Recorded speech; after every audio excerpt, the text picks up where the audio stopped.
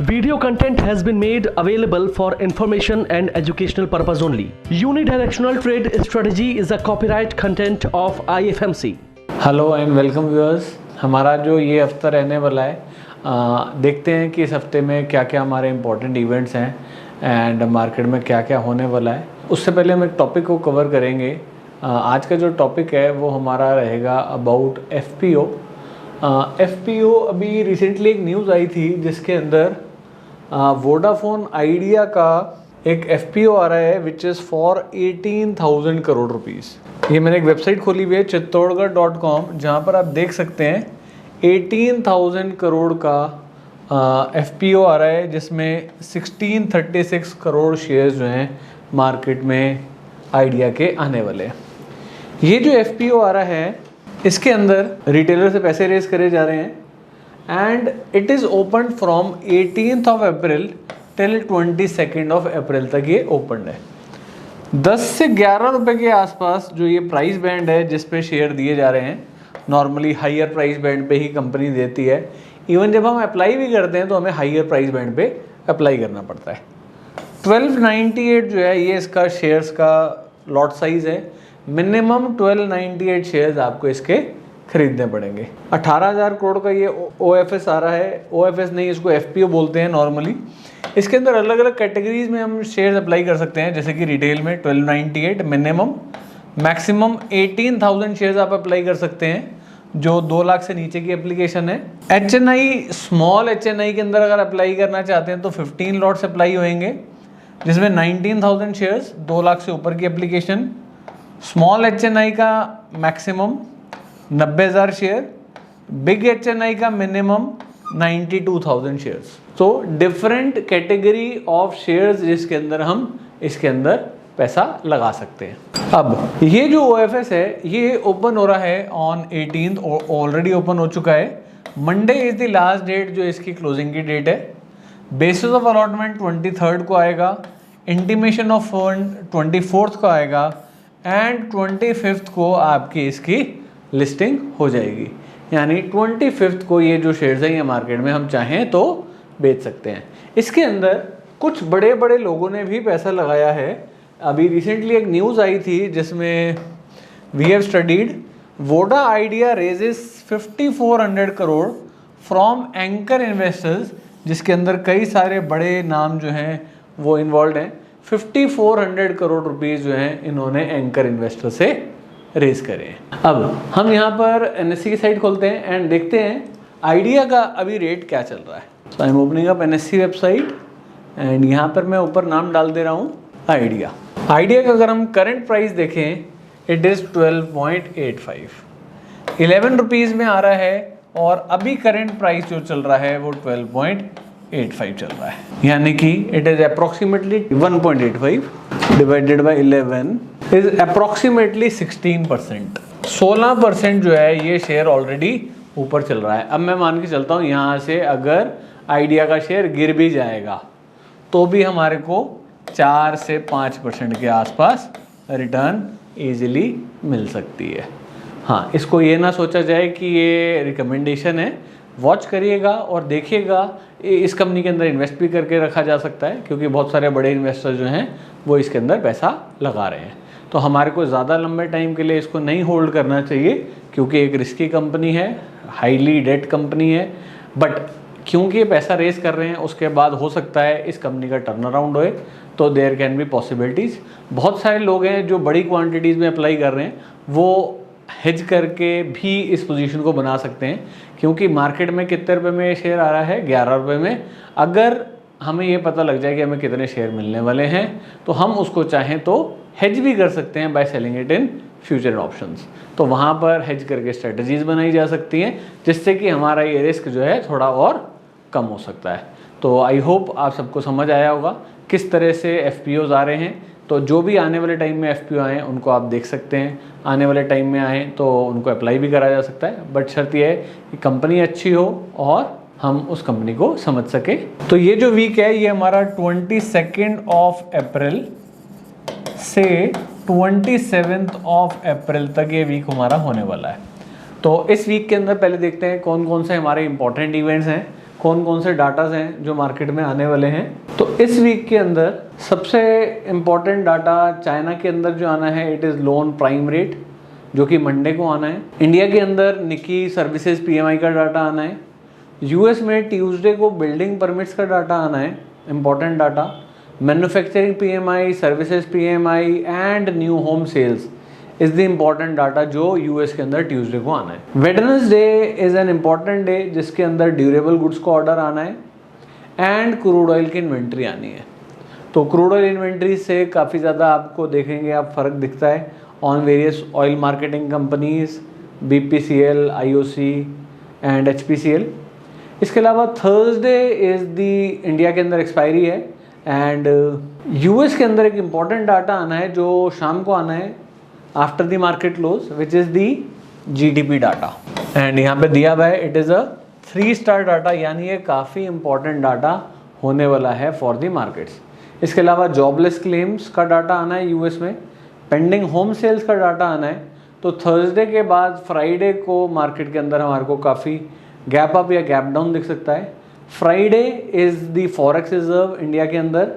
इसके अलावा कोई मेजर डाटा मुझे नहीं लग रहा और आने वाला है। तो हमारा Thursday would be the major day जिस दिन इम्पोर्टेंट डाटाज आने हैं। एंड तो इन सारे डाटाज का ध्यान रखिएगा कब आने वाले हैं। और ये वीक थोड़ा सा कॉशियस रहने का भी है क्योंकि इस वीक के अंदर हमारी क्या है, मंथली एक्सपायरी है एंड जो भी फ्यूचर्स ऑप्शंस हैं सारे के सारे जो हैं उन सब की क्लोजिंग है। तो चलिए अब हम चलते हैं चार्ट पे एंड देखते हैं कि निफ्टी के जो हमारे लास्ट उसके लेवल्स थे उसका क्या हुआ एंड कैसे मार्केट ने क्लोज करा। जो हमारा ये वीक स्टार्ट हुआ था, it has been started somewhere around 15th। तो हमारे को एक बड़ी कैंडल दिखी थी जो लास्ट फ्राइडे को दिखी थी। उसके बाद मंडे, ट्यूसडे, वेडनेसडे हमारा ऑफ था एंड थर्सडे को एक हमारे को बड़ी रेड कैंडल मिली एंड फ्राइडे। तो this is Tuesday, this is Thursday and this is Friday. अब जब मार्केट के अंदर छुट्टी होती है तो हमारे को मार्केट के अंदर वॉलेटिलिटी भी थोड़ी सी ज़्यादा देखने को मिलती है। तो यूटीएस के अकॉर्डिंग अगर हम देखें तो मंथली तो हम तेज ही थे। अब क्योंकि मंथ का एंड भी आ गया है और हमारा 22,048 जो हमारा ये मंथली लेवल था 22,048 उसके नीचे हम चले गए थे। बट अब देखना ये है कि क्या हम इस लेवल के नीचे मंथली क्लोजिंग दे पाएंगे या नहीं। मोस्ट प्रोबेबली परसों नीचे चले गए थे जिसके अंदर एक न्यूज़ आई थी वार वगैरह की, ईरान की, एंड उसकी वजह से मार्केट नीचे चली गई थी। बट बाज़ार ने मंथली जो सपोर्ट थी उसको सस्टेन करा एंड मार्केट वापस उस लेवल के ऊपर आके बंद हो गई। अब हमें देखना है कि मंथ की जो क्लोजिंग है 22,048 के नीचे होती है तो मार्केट में हमारे सारे पैरामीटर्स वीक हो जाएंगे। अभी हमने इस लेवल को बचा लिया है एंड वापस इसके ऊपर आ गए हैं। तो डेली एंड वीकली ये दोनों हमारे ऑलरेडी वीक थे तो हम नीचे गए और नीचे जाके हमारा जो मंथली सपोर्ट था बिल्कुल वहीं जाके बाजार ने अपनी एक सपोर्ट को सस्टेन कर लिया। तो चलिए अब चलते हैं हम निफ्टी के लेवल्स पे एंड यूटीएस के अकॉर्डिंग निफ्टी के जो मंथली लेवल्स हैं जिसमें 22,048, प्लीज़ इसको नोट डाउन कर लीजिएगा अपनी डायरीज में, अपनी कॉपीज़ में, अपनी स्क्रीन पे जहाँ ट्रेड करते हैं वहाँ नोट डाउन रखिएगा। 22,048 is the major level and ये हमारा लॉन्ग टर्म का लेवल है। वीकली अभी हम डाउन हो चुके हैं, 22,339 इज़ द वीकली रेजिस्टेंस। तो जो हमारे शॉर्ट पोजिशनल ट्रेडर्स हैं उनको बाज़ार के अंदर 339 के लेवल का ध्यान रखना है। इसके नीचे जब तक हम हैं हम मंदे ही हैं। डे पे 22,212 ये एक और हमारी रेजिस्टेंस आ रही है जिसके ऊपर हम डाउन है। तो जो शॉर्ट टर्म ट्रेडर्स हैं वो कोशिश ये करेंगे कि हम सेल के ट्रेड्स ढूंढें। वैसे मंडे एक इम्पॉर्टेंट डे भी रहेगा जिस दिन रिलायंस के रिजल्ट आने हैं। आफ्टर मार्केट आएंगे तो पीछे इन्फोसिस के रिजल्ट आए थे जिसकी वजह से मार्केट गैप डाउन हुई थी। थोड़ी नेगेटिव डेवलपमेंट्स मार्केट के अंदर अभी ज़्यादा हो रही हैं। बाकी let us watch for these levels, in levels का ध्यान रखेंगे। 339 एक रेजिस्टेंस एंड 212 एक और रेजिस्टेंस। इन तीनों के ऊपर जाते ही अब ये जो लेवल्स हैं मंथली, वीकली एंड डेली ये सारे हमारे काफ़ी पास आ गए हैं, यानी बाज़ार जो है वो कंसोलिडेट कर रहा है। एंड जो अप्रैल का महीना हमारा थोड़ा कंसोलिडेशन वाला ही कटना चाहिए। May would be an important month, जो नेक्स्ट मंथ रहेगा, जिसके अंदर इलेक्शन के रिजल्ट्स भी आने हैं। 4 साल का ये एक इवेंट होएगा। तो जो लोग मार्केट में ट्रेड कर रहे हैं थोड़े से अपने प्रॉफिट्स को बुक कर लें, थोड़ा सा लाइट रहें, क्योंकि ऐसे टाइम में सर्वाइव करना जो है वो ही इम्पॉर्टेंट है। तूफ़ान आना है तो तूफ़ान में अपनी कश्ती को लेके नहीं निकलना है। तो मार्केट में पैसे कमाना ज़रूरी नहीं है, सबसे इम्पॉर्टेंट क्या है, पैसे बचाना। तो पैसे बचाने के ऊपर फोकस करेंगे तो कमाई अपने आप हो जाएगी। तो चलिए बैंक निफ्टी पे चलते हैं। लास्ट वीक के हमारे जो लेवल्स थे, मंथली तो बैंक निफ्टी में हम अप ही थे, वीकली भी हम अप थे, बट डेली में हम 48,671 के नीचे वीक हो गए थे। लास्ट टाइम पर भी मैंने बताया था कि बैंक निफ्टी जो है वो वीकली पे, मतलब डे लेवल पे वीक हो गई है। तो अब जो नेक्स्ट सपोर्ट जो बनेगी, ये हमने बात करी थी कि कम से कम 1000 पॉइंट नीचे की बनेगी। और ये देखिए बैंक निफ्टी वहाँ से अगले दिन गैप डाउन हुई, अगले दिन और गैप डाउन हुई, अगले दिन एक और बड़ी रेड कैंडल मिली, और कल हम जाके वापस इस वीकली लेवल को हमने तोड़ दिया था डे पे, बट वीकली हमने उसके नीचे क्लोजिंग नहीं दी। यानी मार्केट ने हमारे monthly level as well as weekly level दोनों को संभाला, और वीकली क्लोजिंग जो है उस लेवल के नीचे नहीं दी। डेली पे तो हम वीक हो ही गए थे, और कल भी जो हमारी मार्केट बढ़ी वो इस लेवल के ऊपर क्लोज नहीं हो पाई।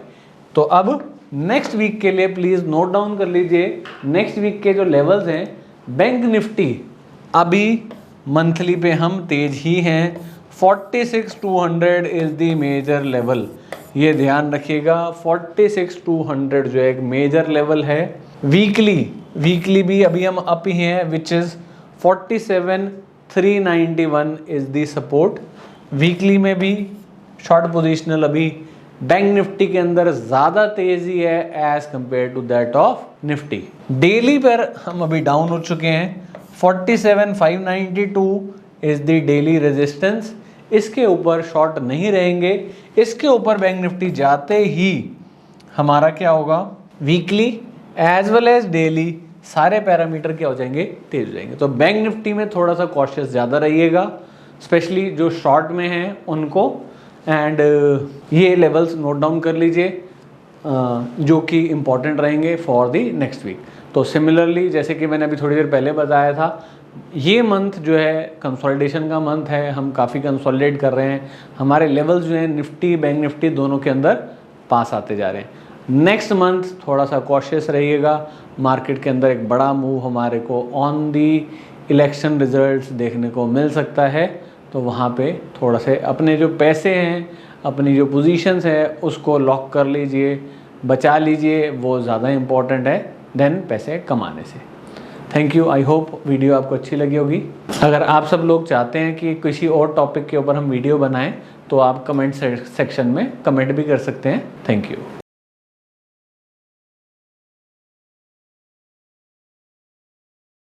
स्टॉक ट्रेडिंग के दौरान मुझे क्या खरीदना चाहिए और मुझे क्या बेचना चाहिए, मुझे कब खरीदना चाहिए और मुझे कब बेचना चाहिए, ये सवाल आपको परेशान करते हैं। तो चलिए सिंप्लीफाई करते हैं स्टॉक ट्रेडिंग को और निकालना सीखते हैं वो एक्यूरेट पॉइंट्स जहां हमें स्टॉक को बाय या सेल करना है। मेरे यानी मनीष तनेजा के साथ IFMC की यूनिटीएस स्ट्रैटेजीज से। यूनिटीएस यानी यूनिडायरेक्शनल ट्रेड स्ट्रैटेजीज, जो है हर स्टॉक ट्रेडर की पहली पसंद, जो बनाती है स्टॉक ट्रेडिंग को सिंपल, एक्यूरेट और स्ट्रेस फ्री। यूनिटीएस स्ट्रैटेजीज सभी इंटरवल्स पे काम करती है, चाहे वो इंट्राडे हो, पोजिशनल हो या लॉन्ग पोजिशनल हो। मेरे 26 सालों के एक्सपीरियंस और एक्सपर्टीज का निचोड़ है यूनिटीएस। IFMC की लोकप्रियता का राज है उसकी copyright strategies. And IFMC is unchallenged leader in stock market education. IFMC is now a school of 10 million learners, awarded twice by Delhi City Icon Awards. So let's begin UDTS online course by IFMC.